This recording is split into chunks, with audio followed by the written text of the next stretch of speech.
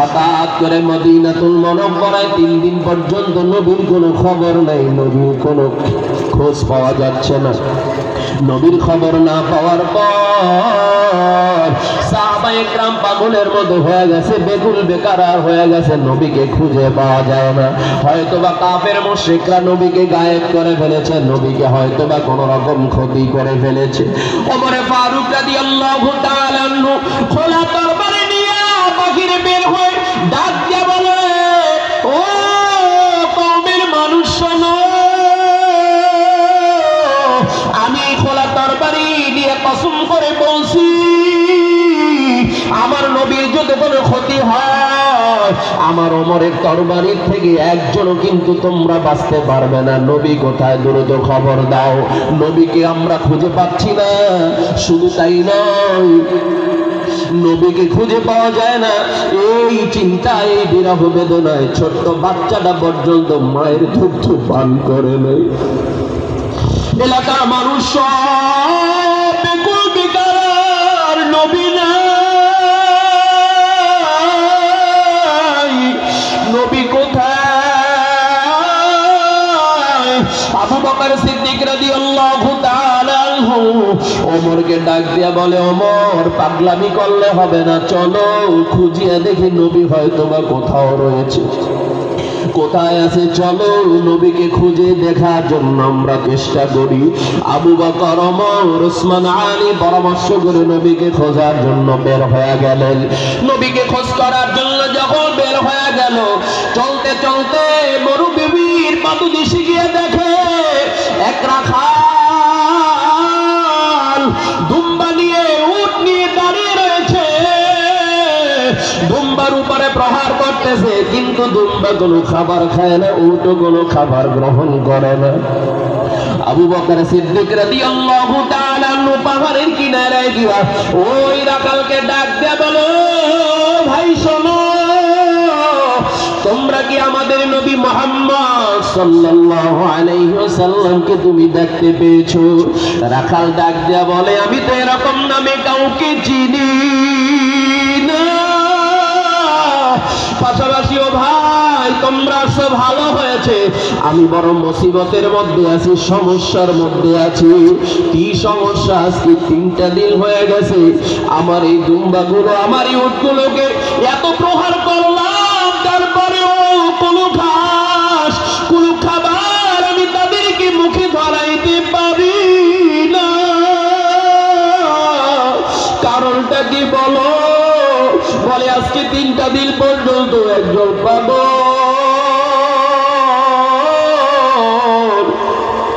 একজন অচেনা মানুষ ওই পাহাড়ের গুহায় বসে দেখে শুধু কান্দে। ওই দুম্বাগুলো, উটগুলো শুধু পাহাড়ের দিকে তাকায় তাকায় চোখের পানি ছাড়িয়ে দেয়। আমি ওদেরকে যত প্রহার করি না কেন, কোনো পানাহার ওরা মুখে নেয় না। তোমাদেরকে অনুরোধ করছি, ওই লোকটাকে যদি তোমরা পারো ওখান থেকে একটু নিয়ে যাও। আবু বকর ডাক দিয়ে বলে, ওমর, যার কান্না দেখিয়া এই দুম্বা উট পানাহার ছেড়ে দিয়েছে, সাধারণ কোনো মানুষ না, অবশ্যই আমাদের নবী হবে। চলো। গুহার মুখে গিয়া তাকে দেখে নবী উম্মতের জন্য কান্না করে, রব্বি হাবলি উম্মতি,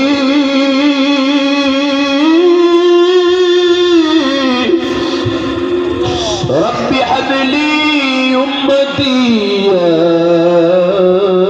উম্মতি। আবু বকর ডাক দিয়ে বলে, ওমর, নবীকে পায়া গেছি, আর টেনশন করার দরকার নাই। নবীতে পাহাড়ের গুহায় বসে উম্মতের জন্য কান্না করে। আবু বকর সিদ্দিক রাদিয়াল্লাহু তাআলা আনহু ডাক দিয়ে বলে, পয়গম্বর, আজকে 3টা দিন হয়ে গেছে মদিনায় আপনার কোনো খবর পাই না। সব মানুষ পাগল বেকার হয়ে গেছে, আর আপনি পাহাড়ের গুহায় বসে কান্না করে, সবাই আপনার জন্য পাগল। এমনকি ছোট্ট ছোট্ট বাচ্চারা পর্যন্ত আপনার জন্য কান্না করে, আপনার জন্য পাগল। চলেন বাড়ির দিকে চলেন। নবী কোন সারা শব্দ দেয় না। আবু বকর সিদ্দিক রাদিয়াল্লাহু তাআলা বলে, ও পয়গম্বর, আমি আপনাকে ওয়াদা দিচ্ছি, আমি আবু বকরের আমলনামায় যত নেক সব আপনার উম্মতকে আমি দিয়ে দিব। কিয়ামত পর্যন্ত সব উম্মতের জন্য আমি সেটা দান করে দিব। নবী তারপরও কান্না থামে না। আল্লাহর কাছে আবু বকর ডাক দিয়ে বলে, আল্লাহ, তোমার বন্ধুকে আর কত কাঁদাইবা? ওমর ফারুক রাদিয়াল্লাহু তাআলা ডাক দিয়ে বলে, পয়গম্বর, আমার আমলনামায় যত নেক আছে আমি সব দিয়ে দিব। নবীর কোনো সারা শব্দ নাই। ওসমান আলী সবাই ফেল হয়ে গেল। সবাই পরামর্শ করে নবীকে এখান থেকে নেওয়ার জন্য। নবীর কন্যা ফাতিমা ছাড়া নবীকে এখান থেকে নেওয়া যাবে না, নবীর নাতি ছাড়া এখান থেকে তাকে নেওয়া যাবে না। যখন খবর দেওয়া হলো ফাতিমাতুজ জোহরা, যখন নবীর কন্যা খবর পেয়ে গেল হাসান হোসেনকে সাথে নিয়ে পাহাড়ের গুহার কিনারে গিয়ে হাজির। ফাতিমা ডাক দিয়ে বলে, বাবা,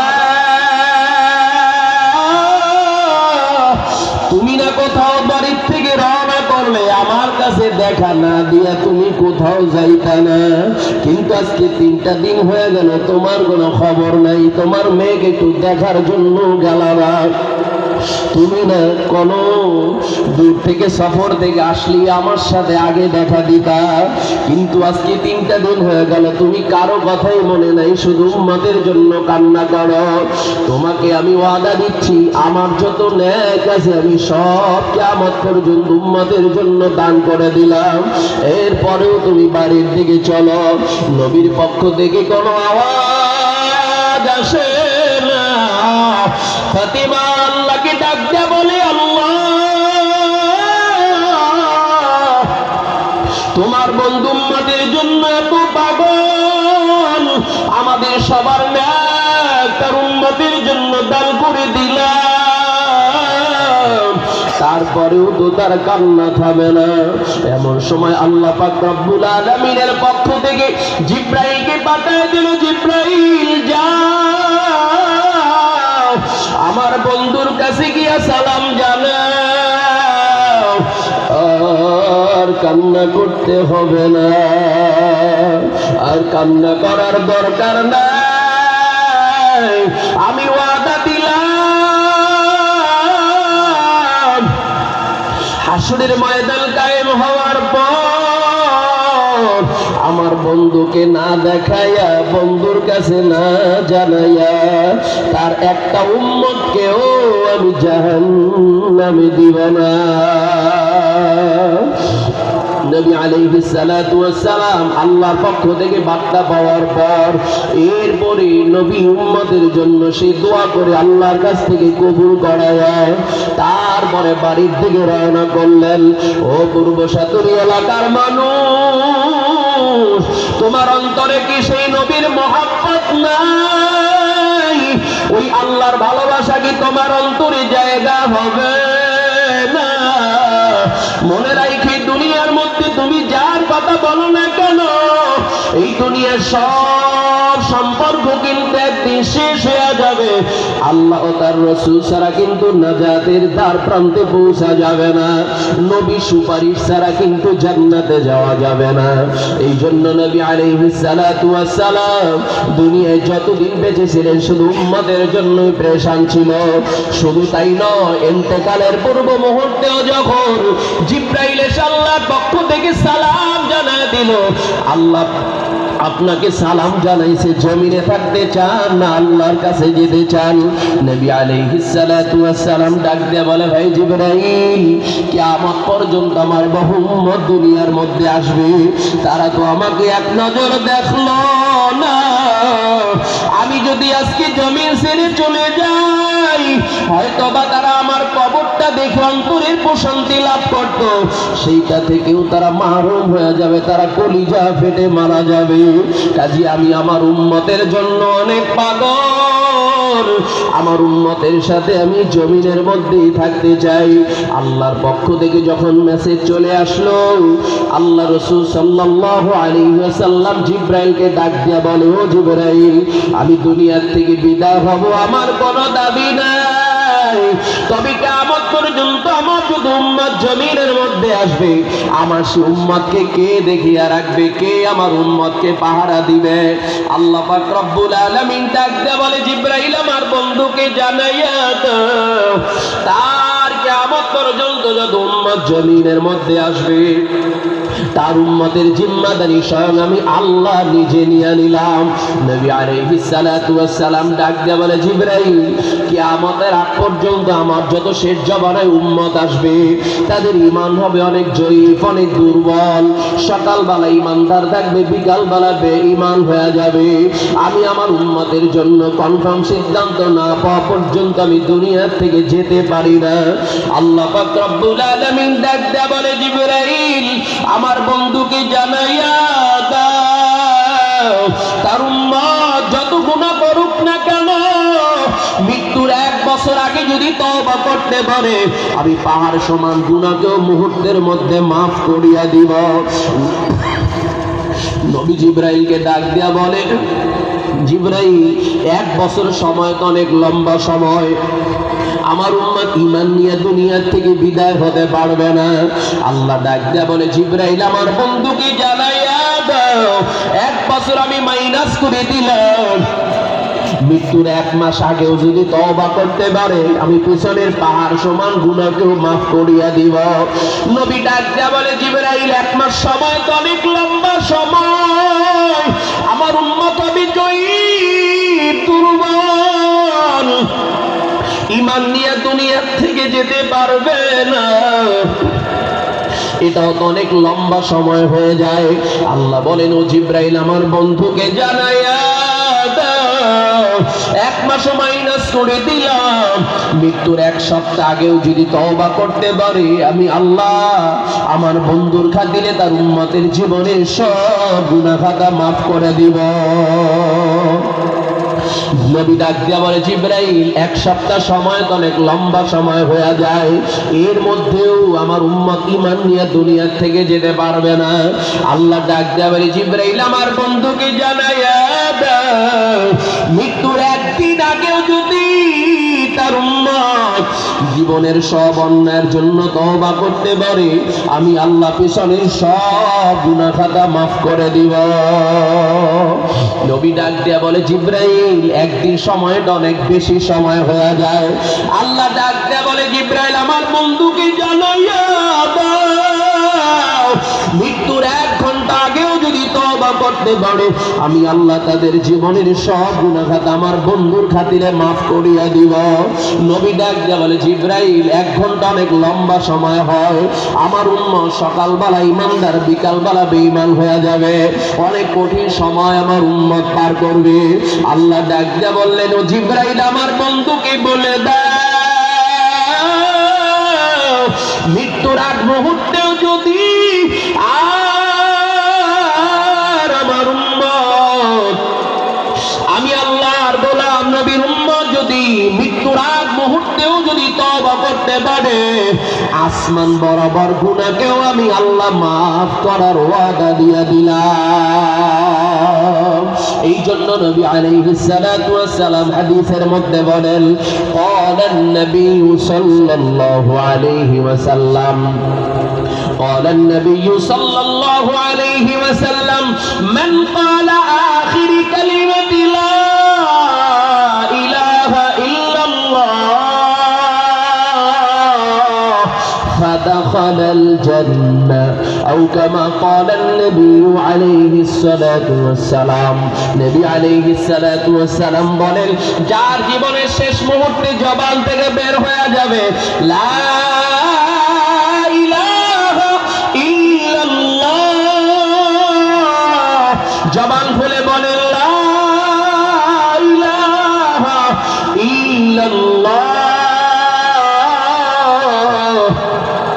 দাখালাল জান্নাহ।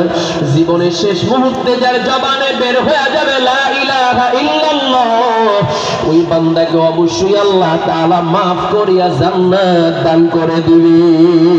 কাজে এই জন্য আমি আপনাদেরকে অনুরোধ জানাতে চাই, সময় কিন্তু বেশি নাই, নিঃশ্বাসে কিন্তু বিশ্বাস নাই, কখন হায়াতের ঘন্টায় বাড়ি পড়ে যাবে কিন্তু আমাদের জানা নাই।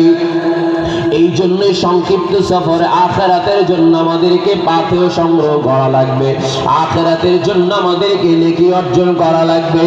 কাজে এই জন্য আমি আপনাদেরকে বলতে চাই, আজকের এই মাহফিল আমাদের কারোর জন্য জীবনের শেষ মাহফিল হতে পারে কি পারে না, জোরে আওয়াজ দিয়া বলে। দুনিয়া আসার সিরিয়াল আছে, যাওয়ার কিন্তু কোনো সিরিয়াল নাই। এই জন্য মনের বুঝায় ওরে মন, এসেছে যেহেতু একদিন আমাকে একদিন বিদায় হওয়াই লাগবে, অবশ্যই একদিন আমাকে আখিরাতের জিন্দেগিতে পাড়ি জমানো লাগবে। আজকে তুমি অহংকার করো, বাহাদুরি করো, তুমি কি একদিন মরবা না? একদিন কি মালাকুল মউতের সাথে তোমার সাক্ষাৎ হবে না? একদিন কি তুমি দুই সাদা কাপড়ে প্যাকেট হইবা না? একদিন ওই মাটির ঘরে তোমার চিরস্থায়ী বিছানা হবে না। এই জন্য ওই দুনিয়ার থেকে বিদায় হওয়ার আগে মালিকের সাথে সম্পর্ক করার দরকার আছে না নাই, জোরে বলেন। কাজে এই জন্য মনের বুঝাই ওরে মন, এই দুনিয়ার যার কথা বলেন না কেন, কেউ আপনার আমার আপন না। আপনার আমার প্রথমত আপন হলো একজন, তার নামটা কিন্তু জোরে আওয়াজ দিয়া বলেন। হয় না শাহাদাত আঙ্গুল উঁচু করে বলেন কে? আরো জোরে বলেন কে? ওই আল্লাহর সাথে সম্পর্ক লাগায় দেন, নবীর তরিকার উপর নিজের জীবনটাকে লাগায় দেন। আখলিস দীনাকা ইয়াকফিকাল আমালুল কলিল। দিন যদি খাঁটি হয়, ঈমান যদি মজবুত হয়, অল্প আমল আপনাকে আমাকে নাজাতের দ্বার প্রান্তে পৌঁছায় দিবে। এই জন্য আজকের মাহফিলকে জীবনের শেষ মাহফিল মনে করে নিয়তকে খালেস করে নেন। আর নামাজ ছাড়বো না, রোজা ছাড়বো না, হালাল হারাম তো মিস করে চলবো, আল্লাহর গোলামি করব, নবীর তরিকার উপরে নিজের জীবনটাকে সাজাইব। আল্লাহ পাক রব্বুল আলামিন আমাদের সবাইকে কথার উপরে পরিপূর্ণ আমল করার তৌফিক দান করেন। সবাই বলি আমিন।